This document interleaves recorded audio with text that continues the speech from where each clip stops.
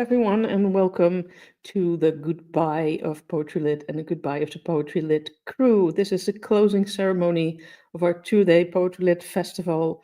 We have one more item for you because nothing ever really ends. So after this, there's still a Spanish session that you can watch if you speak Spanish because it's Spanish spoken. But this is our goodbye. And there's one thing still left to do because I've been badgering people since the beginning of this year with the question, how do they think poetry changes the world? And of course, everyone wants me to answer my question as well, which is only fair. And this year I've been to the Poetry Festival in Medellin, and they asked me, or asked, I think, all the participating poets to write about how poetry changes the world because they're a very engaged festival and they're very engaged with world problems like climate change and war and genocide. And so I thought about that, wrote an essay, and then I started asking poets on Poetry Lit the question to sort of rework my essay with their answers. And so the question about how poetry can change the world, my first thought is it cannot, it doesn't. I mean, look at the state of the world. If poetry could change that, surely it would have done that.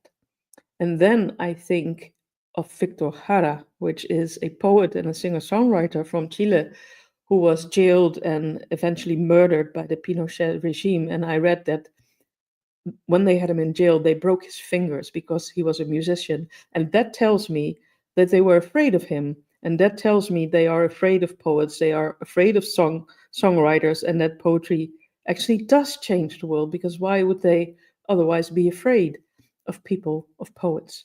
So that is sort of what got my thinking started. And ever since I started with Poetry Lit, I've been working on this idea of poetry as resistance. And that's what my essay is about. And so I will now read it to you by way of my answer to this question, how can poetry change the world? And it's called Resist, Revolt, Renew, how poetry can help us be in the world differently. A while ago in Chile, I was waiting for a reading to begin when a young man who worked with theater came to talk with me. After some small talk, he came out with his true question. Why poetry? I do not like that question. Why is poetry expected to justify itself while so many harmful activities of humankind go unquestioned? Also, I don't really have an answer. Why poetry? Poetry arrived in search of me, Pablo Neruda wrote, and so it was for me. When I was 16 years old, poetry came for me and never let go. Why poetry? There is no answer. It just happened. I tried the easy way out. Why not poetry? He called nonsense. That's like saying, why not undertaking? He was right, so I gave my true answer. Not why I started, but why I keep coming back. Because poetry is an act of resistance. Poetry is an act of resistance. That's an even bigger answer to a quite big question to begin with. 5 years ago, when we started building Poetry Lit, I found myself returning to this idea again and again. Poetry as a way to resist the mundane, the all too obvious. Poetry as defense against despair, against disconnection. In the past 6 months, I've made it a habit to ask each of our featured guests the same question. How do you think poetry can change the world? The answers have been as diverse as the poets themselves. Some feel poetry has saved them, others that poetry changes nothing. And it's exactly in this diversity and how all these truths stand side by side that I sense something essential. Niels Bohr once said that a profound truth is one whose opposite is also true. Poetry, I think, thrives in that space. These contradictions also reveal something sobering. Poetry rarely changes the world in the grand sense we might hope for. It doesn't topple dictators, end wars, or stop the climate from collapsing. At most, it stirs something inside us. That burning command of Rilke, you must change your life. Yet even when it sears us, how often do we actually change? How can something so inward, so elusive, be called resistance at all? First of all, Exactly because of this perceived uselessness. All too often, poetry is discarded as futile and boring. Writing poetry is resisting the mandate that everything we do should have a direct material value. But there's more. We are constantly told the world is fixed, that it's either black or white, night or day, good versus bad, that one person cannot change things. To me, this is one of the most vicious lies we are told, that things are what they are and there's only one way of looking. Poetry teaches us slant perspectives, as Emily Dickinson put it. Poetry urges us to look deeper, of seeing things not as they ought to be, but as they might be. The straight line is godless and immoral, the artist Hundertwasser said. Poetry opens up 1,000 slant lines of view, revealing a kaleidoscope of truths that change with the perspective you take, but never lose their veracity. Dictators might not be stopped by verse, but perhaps this is why they fear it, for it uncovers harder, more difficult truths and opens our eyes to the reality of our universe. That, in the words of Democritus, nothing exists except atoms and empty space. Everything else is opinion. There are no truths beyond those we make.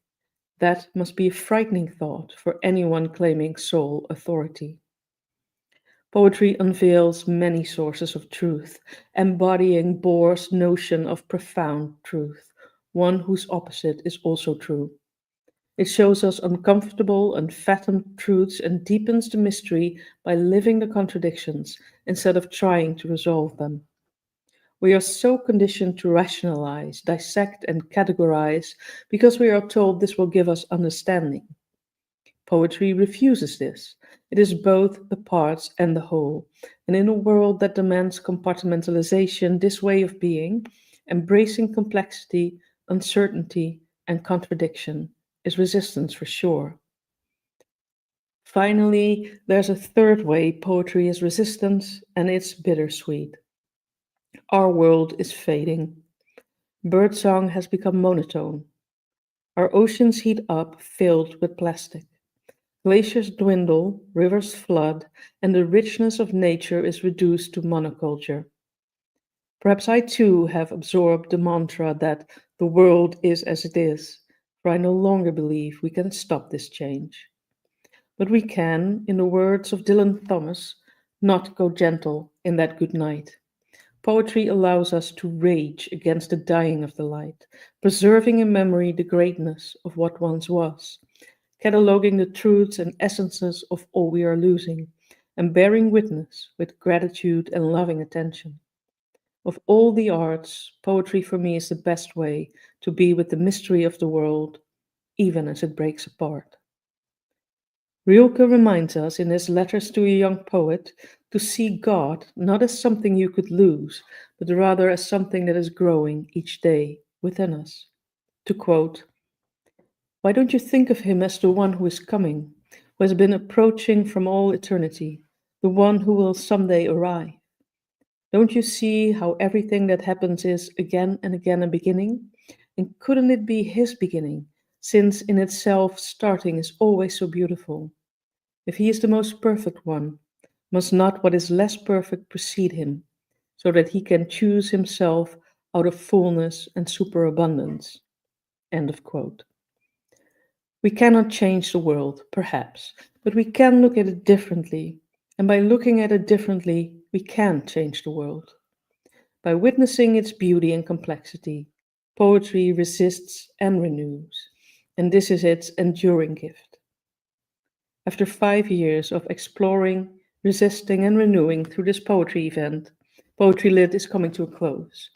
Ending it is not a loss, but an opening, a space to let something new emerge, to keep discovering what poetry can do in a world that continues to change. It has been my privilege to spend these past years with you, poets, readers, and friends. And now it's time to bring the friends on stage. Here's the Poetry Lit crew. I think Walco is going to stay backstage this time. So welcome, Poetry Lit crew. This is our grand goodbye. Yes, and it's been a great privilege as well, picking up what you said, Mila. An extraordinary journey, actually. It was, yeah. Lydia, sorry.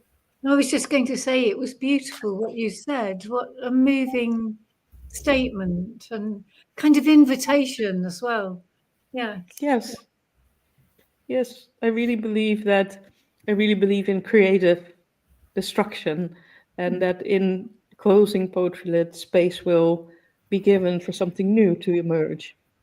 And I just am really happy that I was able to do that. And I just want to reiterate that I would never have been able to do it without people helping me.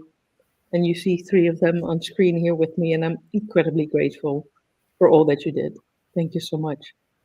Well, it's been great that we are all so different, and we brought our different talents and personalities to the show. And Mila, without you there and your warm and welcoming presence, I don't think it would have worked. Well, thank you. But I mean, without you, Steph, and your relentless scouting of poets, and without Lydia and Ian to help us, so I think it's a collective. And I watched you all today hosting your own sessions, and I was struck about, I mean, each of you brings something special to hosting, but each of you is very well capable to be a host, and to bring that special something. So if you're watching this and you haven't seen the sessions, you should rewatch them. They're still on our Facebook and YouTube page, and they're absolutely wonderful, really. I think you're talking about things closing and other things opening. I think what I'm looking forward to doing is reading again some of the poets that we have featured and really studying them and trying to learn from them and write poems as good as theirs, but my own, of course. Yeah, so that might be like a nice question for us to end on. What do you want to write next? And do you want to write more of what you're writing, or do you want to go like in a totally new direction? I was thinking that yesterday because we all have our things, right?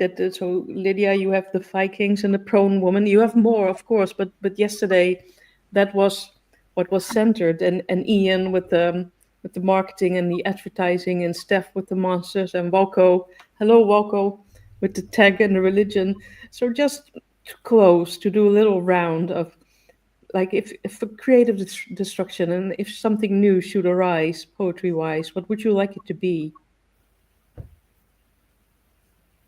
Anyone wants to go first? Yeah, I'll go actually, first. I'll go first because then it's out of the way. First of all, I'd like to say thank you to all of you, but in particular Mila and Steph. Thank you so much for inviting me along from the very beginning. I've just really loved becoming friends with you as poets and friends, and meeting you in all of those different places. And I'm not allowed to go on, so I shan't. But also Valco and Lydia as well. It's just been a pleasure. Unfortunately, I'm only 1 year into a 3-year course of my thing. So I'll be doing that first. I'll be writing those poems first. Although I've just finished I'm just almost finished with my critical essay, which actually I have to say is not as good as yours, Mila.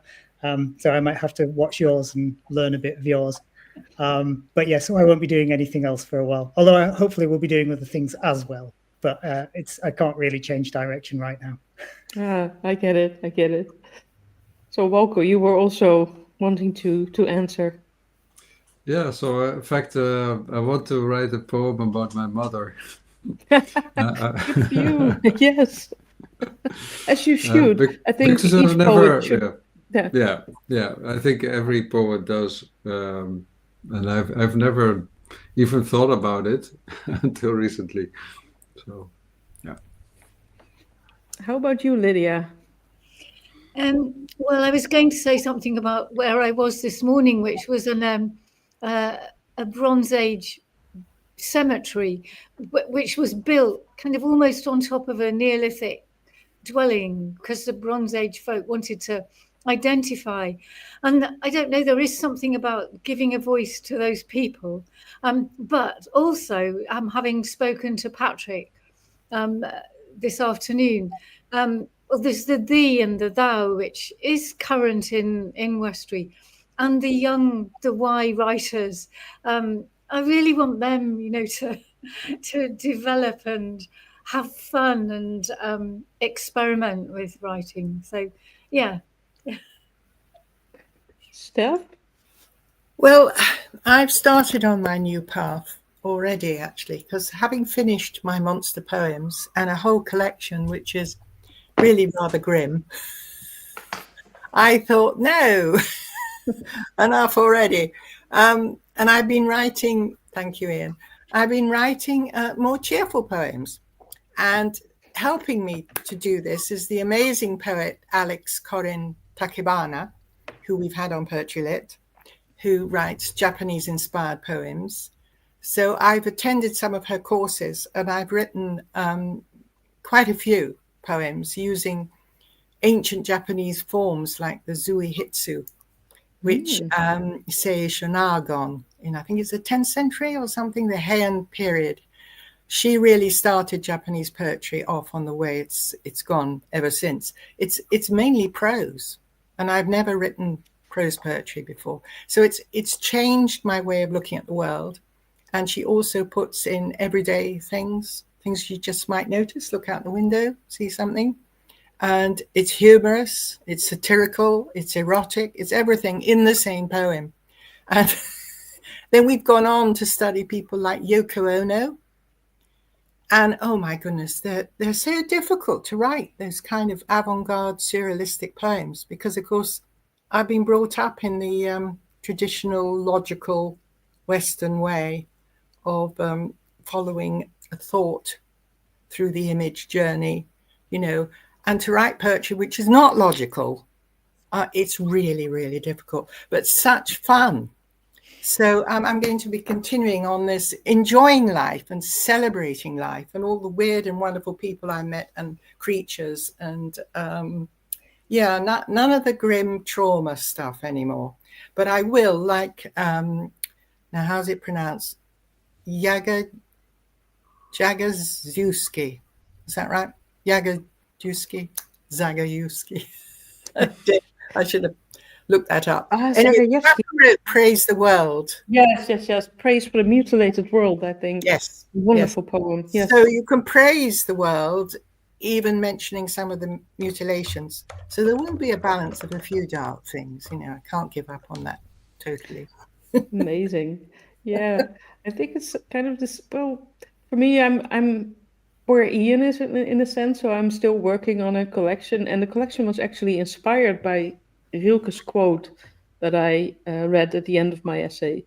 So I was thinking about climate change, and maybe I was a little bit, I think there's a term now, it's called eco-anxiety. So I had that, it was a little bit gloomy. And then I heard this quote by Rilke on a podcast, and I thought, what an interesting way to look at stuff, to not look at it from the perspective, oh, I'm losing this, or this was once very beautiful and it's here no more, but sort of look at it through the lens of gratefulness and awe and wonder. And it was, I think I heard it a month before we did our cycling tour along the Donau, the Danube River. So it was really interesting. I mean, there's many ways of looking at something. You can look at something and say, oh dear, it's going, we see it dwindling. But you can also look at it and say, wow, I'm really privileged and grateful that I get to experience this. And so I'm trying to write poems based on that. But like Steph said, it's a praise for the mutilated world, because I don't think I'm a poet really equipped to write only happy poems or happy joy poems. So there needs to be a little bit of sadness in it as well, I think. So yeah. So Mila, I've been intrigued. You keep dropping this little hint. You say this is the end of Poetry Lit in its present form. Yes. So what have you got in mind? Have you? I don't know yet. It's just maybe I don't like closing things off like definite. So I think, but if I would sort of speculate, I would love to do something with all the Spanish poets I got to meet over the last years, and maybe bring together the Spanish and the English-speaking poetry worlds. Because I mentioned it to Juana when we were pre-show, that they're very separate. So it's really weird for me. If I look at my Instagram and Facebook, I have a whole group of Spanish-speaking friends and a whole group of English-speaking friends. Not so many Dutch-speaking poets in my Facebook list, but I would love to do something with all these international connections. And that's how Poetry Lit started as well. And I do know that I don't want to do it monthly, because Steph, you and I know the work that goes into a monthly event, and I think it's been enough for that for a while. But that is something that is sort of stewing in my mind. And I've got 2 wonderful workshops lined up. I have the Hero's Journey workshop and the Exquisite Corpse workshop, and they're ready to go. So I might maybe do poetry workshops or something like that. So, and I'm not sure that it would be under, I think Poetry Lit is the name for this thing, right? So maybe Poetry Lit as we know and love it under this name closes tonight, but something to do with poetry where I am involved, that might come as described just now. Poetry exploded. Poetry exploded. Poesia fuego. So I think it's time to wave and smile and bow to our audience and say thank you. It's been a pleasure. And we will see you in a next incarnation, no doubt. Bye. Bye-bye. Thanks for supporting Bye-bye. us all these years.